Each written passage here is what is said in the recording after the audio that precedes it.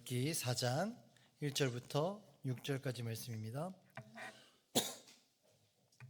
우리 생명의삶 54페이지부터 56페이지에 있는 룻기 4장 1절부터 6절까지의 말씀.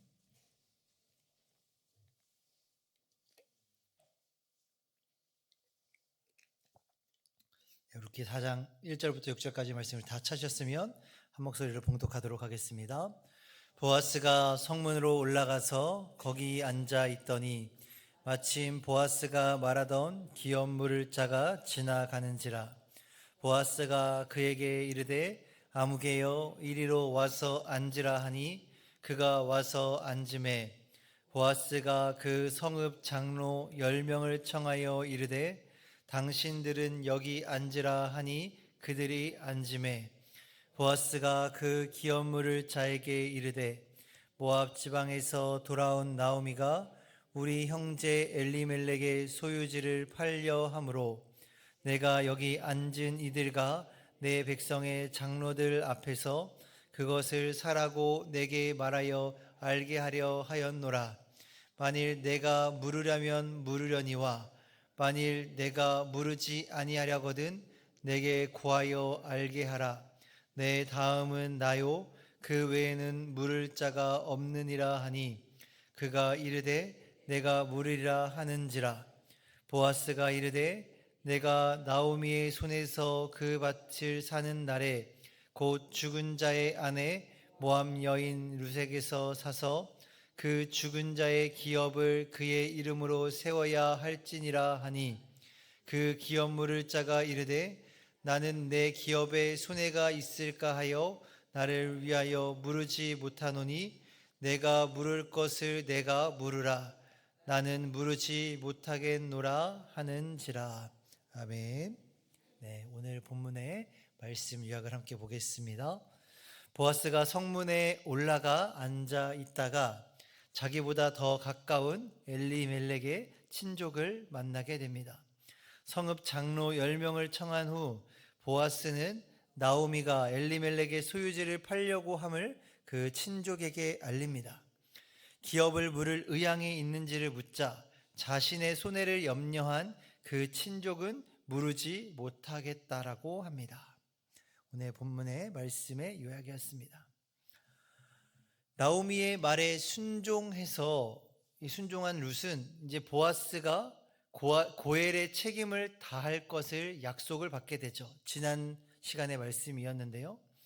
그런데 이 보아스가 고엘의 책임을 지기 위해서는 한 가지 넘어야 할 절차가 있었습니다. 우리가 이 고엘 제도에 대해서 이야기를 드렸는데 이 고엘 제도에서요, 이 고엘이라는 사람은요, 한 사람만 있는 것이 아닙니다. 이 고엘이라는 사람이 한 사람만 있는 게 아니고 고엘 이 제도의 고엘 공동체는요, 사실 공동체가 있다라고 봐야 합니다. 그러니까 한 명이 아니라 여러 가까운 친족들이 있다라고 봐야 한다라는 것이죠. 마찬가지로 보아스도 룻에게 이야기할 때 이 자신이 아니라 엘리멜렉에 더 가까운, 그러니까 나오미와 엘리멜렉에 더 가까운 친족이 있다. 친족이 있어 그 고엘이 있다라고 이야기를 합니다. 그래서 오늘 본문에서는 이 보아스는 적극적으로 이 엘리멜렉과 더 가까운 고엘을 만나서 자신이 룻과 나오미의 기업을 물을 수 있도록 조치를 취하는 장면이 바로 오늘 본문에 나오는 장면이죠. 그렇다면 이 먼저 보아스가 이 고엘의 책임을 다하기 위해서 또 다른 기업 물을 자를 만난 그 장소는 어디입니까? 1절 말씀을 다시 한번 보시면 보아스가 성문으로 올라가서 라고 나와 있습니다. 보아스가 어디를 갔다고요? 성문으로 올라갔다라고 이야기를 합니다. 이 보아스가 지난 밤에, 그러니까 지난 시간 3장에 룻과의 개인적인 합의를 통해서 고엘로서 내가 너희를 책임지겠다, 너희 가정을 책임지겠다라고 이야기를 했지만 보아스는 여기에 그치지 않고 더 확실하게 문제가 생기지 않도록 조치를 취하려고 했습니다. 그래서 1절의 말씀처럼 보아스는 성문으로 올라가서 앉았다. 라고 말씀에 기록되어 있습니다. 그렇다면 이 성문은 어떠한 장소인가요? 성문은 우리가 흔히 생각하는 우리 성벽이 있는 도시. 그때 당시 도시는 다 성으로 이루어져 있었죠. 그러니까 성으로 이루어져 있는 그 주변의 성벽, 그 성을 들어올 수 있는 그 문을 성문이라고 그냥 문자 그대로 해석하면 그렇게 해석할 수 있겠죠. 그런데 이 성문이라는 공간을 단순히 우리가 어디를 왔다 갔다 하는 그 문 정도로만 이해해서는 안 됩니다. 이 성문이라는 공간은요, 이 크게 세 가지의 일이 이루어지는 공간이다라고 할 수 있는데요.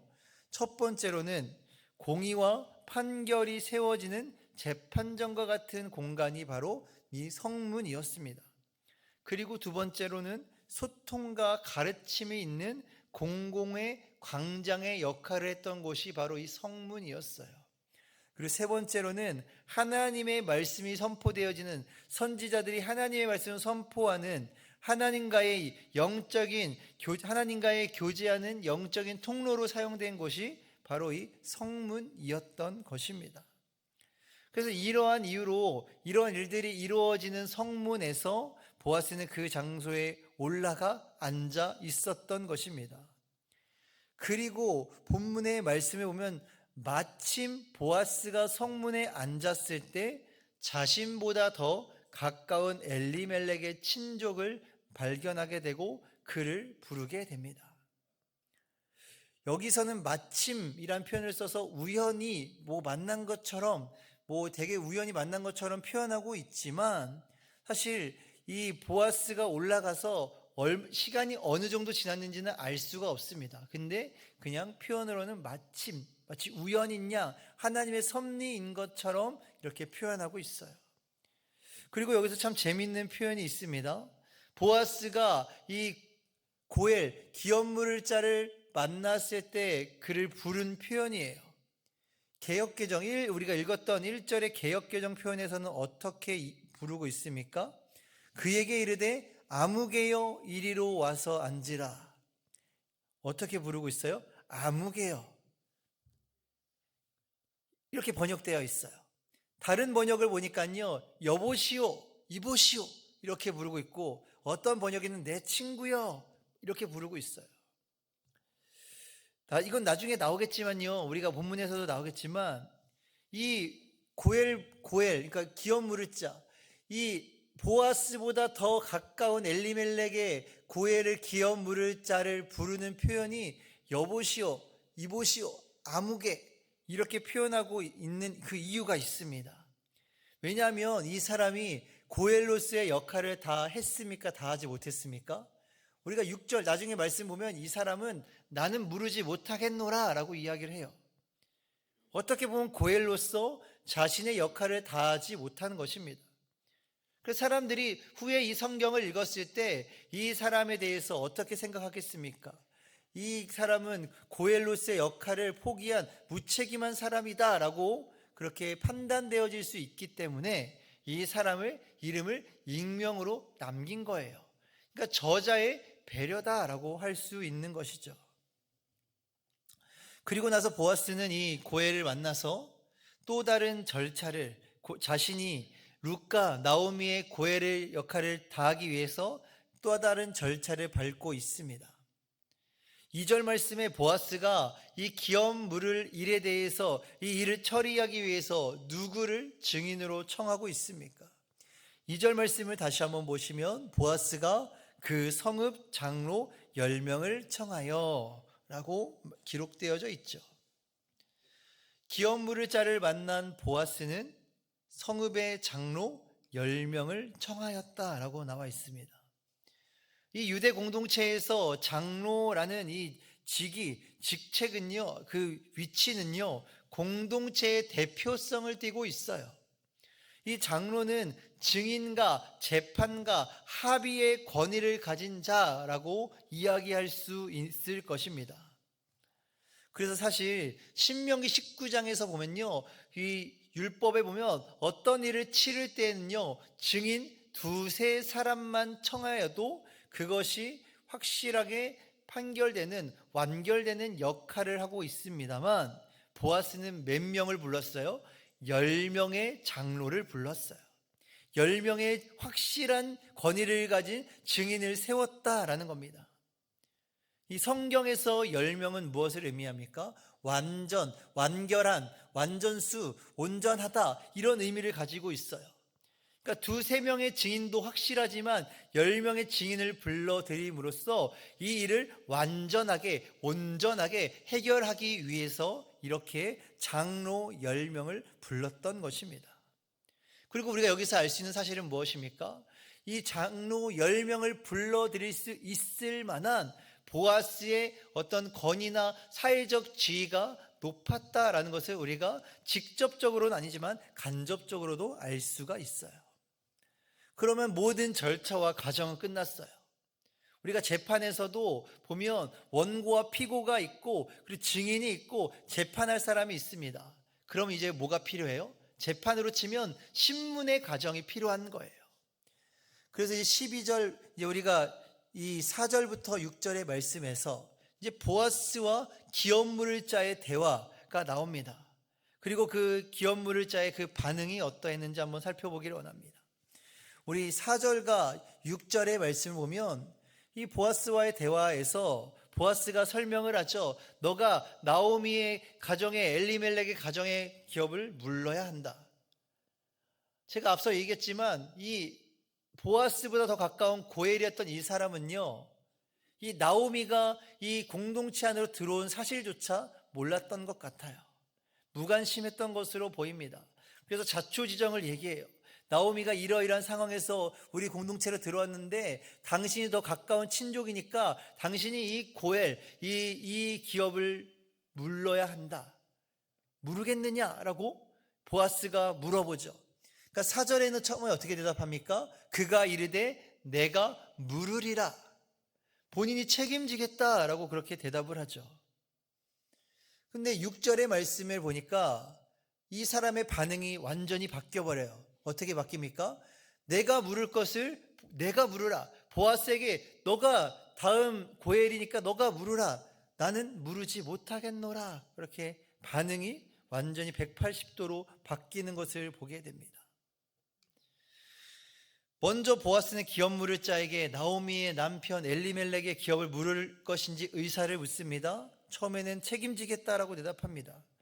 그런데 5절에서 보아스는요, 만약 기업 물을 자가 기업을 물으게 되면 나오미뿐만 아니라 나오미의 아들, 이 결혼했던 그 며느리인 룻까지도 책임져야 할 것에 대해서 이야기를 해요.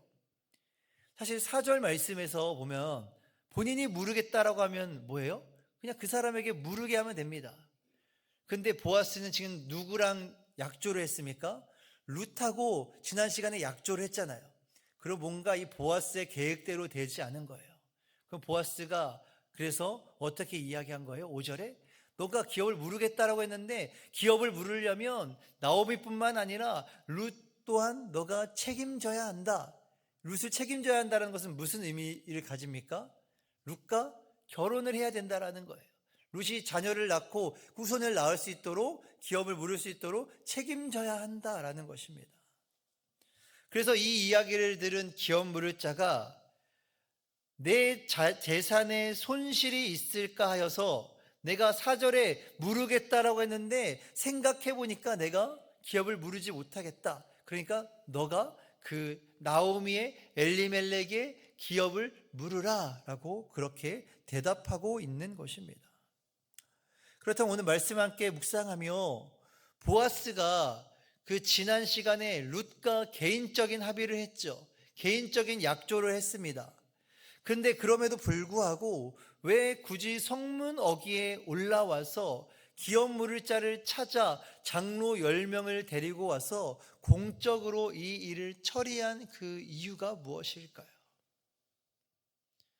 사실 보아스 선에서는요, 이 일을 개인적인 약속에서 충분하지 않았나라고 생각할 수 있습니다. 그냥 보아스가 아까 얘기했듯이 사회적 지위도 있고 재산도 있고 그냥 개인적으로 처리할 수도 있었어요.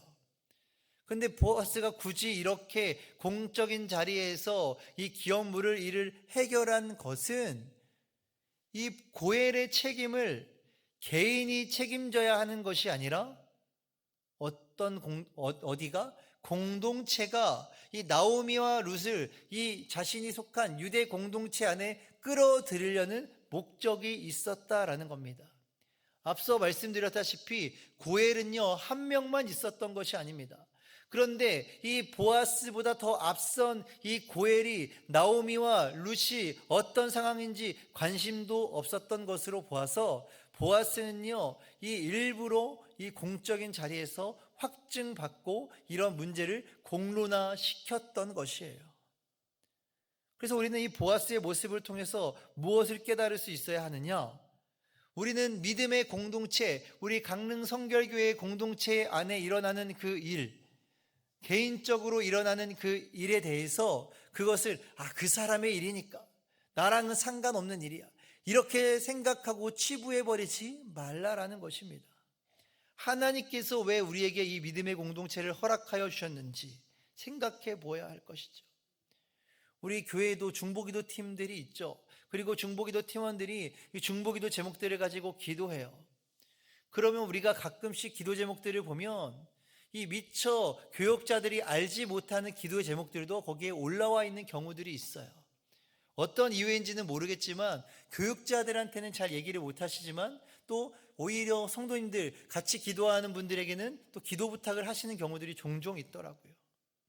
무엇이 옳다 그르다 할 수 없지만 분명한 것은 그것이 개인적인 문제, 어려움만이 아니라 우리가 같이 공동체가 짊어져야 할 그런 기도 제목으로 알고 함께 기도하며 나아가야 한다라는 것이죠. 우리는 보아스와 같은 마음으로 우리 주변의 지체들의 어려움에 관심을 갖고 우리가 도와줄 수 있다면 도와주어야 한다라는 것입니다. 오늘 말씀을 함께 마무리하며 오늘 말씀을 함께 삶에 적용해 보기를 원합니다. 첫 번째로는요, 나는 하나님의 뜻이나 공동체의 유익이 아니라 나의 뜻과 나의 유익을 먼저 앞세우고 있지는 않은지 한번 돌아보기를 원합니다. 보아스도 나오미와 룻의 문제를 자신의 방법대로 해결할 수도 있었습니다. 그만한 지위와 권력과 재산을 가지고 있었어요.